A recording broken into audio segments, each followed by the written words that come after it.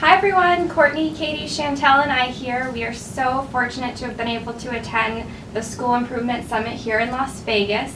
We did want to share with you some of the takeaways that we had. This professional development conference went over many themes, including diversity, culture, taking ownership, and leadership. At our first session, we covered diversity and the importance of that in education. I think that that's something that we really need to start talking about a little bit further. So one of the things that we discussed was how external factors really play a role, and we don't really consider them, especially at SNHU being an open enrollment university.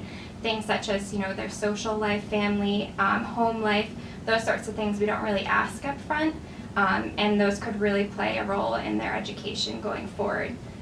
We definitely do make some assumptions that students know certain things coming into the university that may or may not be true, and not knowing those ahead of time really doesn't set us up to help them be successful here at the university.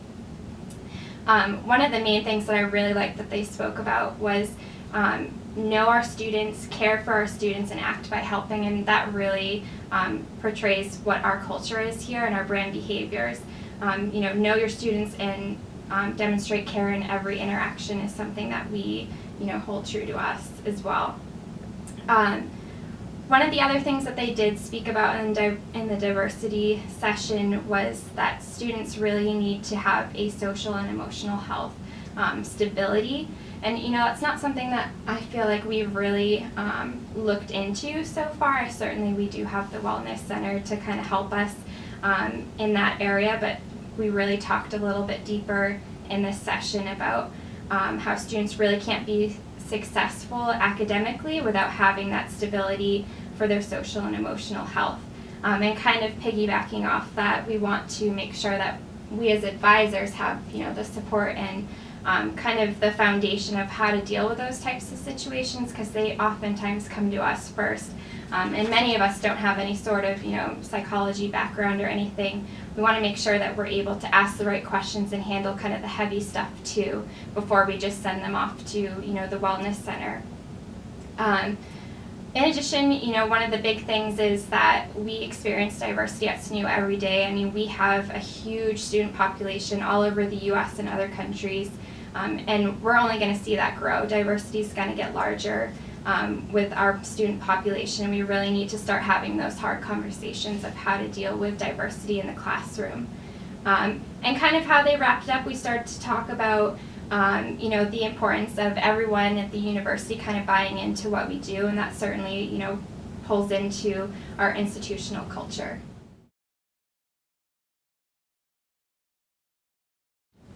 In our culture session, we talked about how to be a high-performance culture organization. We touched upon 3 secrets to high-performing school culture. The first one was people seek a purpose-driven mission with meaningful challenges. The second was doing a few things well and deeply can change everything. And the third was goals are accomplished through cooperative, collaborative teams. SNU is excellent in reminding us why we do our jobs, which is helping our students be successful. It is important for us to be committed to our mission and not compliant. We want to make sure that no boundaries are set and that our outreach is based on student success and not just reaching a certain amount of calls. We want to make sure that they are providing exceptional service in every interaction, and we want to make sure that every department knows that we all have the same mission, which is help students be successful.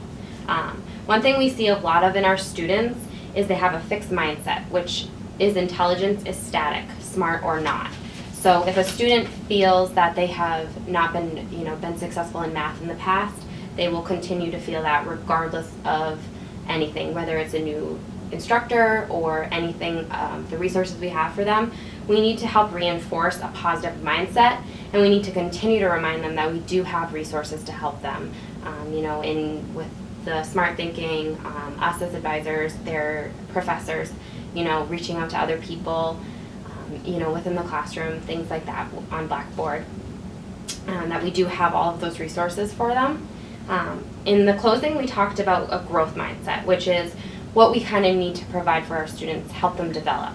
The growth mindset helps them know that the intelligence can be developed, regardless if they were unsuccessful in math in the past.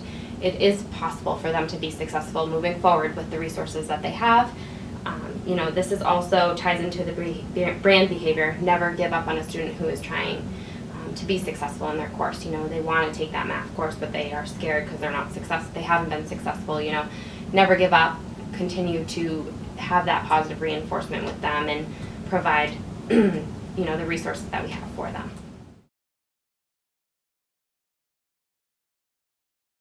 Today we discussed the multiplier effect by extracting people's full capabilities, both as an organization with our leaders tapping into us and as advisors tapping into our students.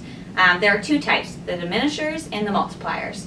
The diminishers tend to be the gatekeepers, the tyrants, the know-it-alls, the decision makers, and micromanagers. They have the assumption that people won't figure it out without them.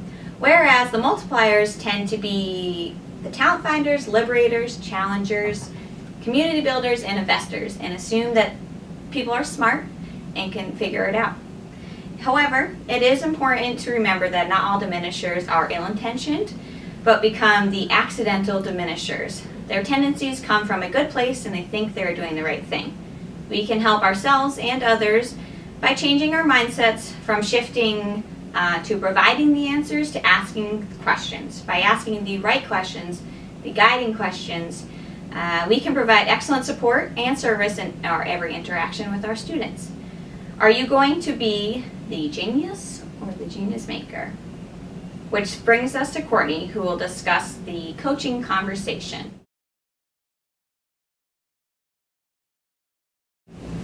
So today we learned about the 7 important aspects of having the coaching conversation. This one-on-one scenario can be related to both the advisor-student relationship and the team lead-advisor relationship. Whether we are discussing why our student success numbers decreased or why a student is struggling with their writing, it's necessary to focus on the conversation and eliminate any distractions. Then we must listen in order to determine the root causes for their struggles. This deepens the understanding and allows us to interact with them, to ask questions, so you can reflect and brainstorm on how to incorporate their perspective to what support is available. The last step is to be committed to action and create an action plan. This coaching conversation allows us to become problem solvers and take ownership. But there's a fine line that must not be crossed. Don't slip into the practices of a diminisher, which would just involve a one-way conversation. Be a multiplier. It's about partnership and how you can leverage their skills to make them a better student or advisor. Asking questions and doing some research ahead of time prepares us for a meaningful conversation and allows us to be accurate and right when locating the causes of past successes and the actions needed to improve in order to succeed in the future. In conclusion, this convention challenged us to consider diversity, culture, and leadership and how that affects our roles in supporting our mission and our brand behaviors. Thanks again, and we hope that you learned some takeaways that will benefit you.